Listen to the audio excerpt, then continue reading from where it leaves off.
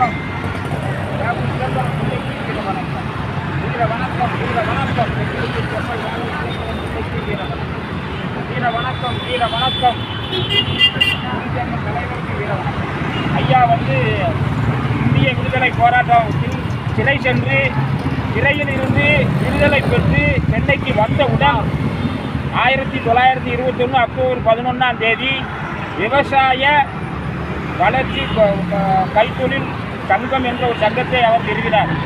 விவசாய கைத்தொழில் வளர்ச்சி சங்கம் என்ற ஒரு சங்கத்தை நிறுவி விவசாய மக்களுக்கும் அவர்கள் தொழிலும் செய்யணுங்கிறத 1924 சென்னைக்கு முதல்ல விடுதலை பெற்று வந்தோன்னு ஐயா அவர்கள் செய்தார்கள்.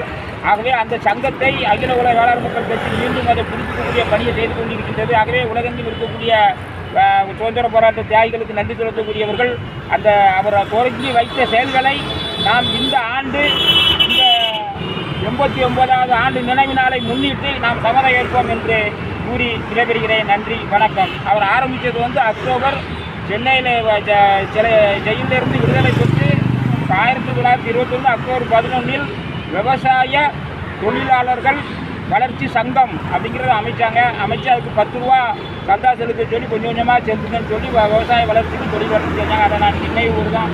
நன்றி, வணக்கம். திருச்சி தங்கலம்.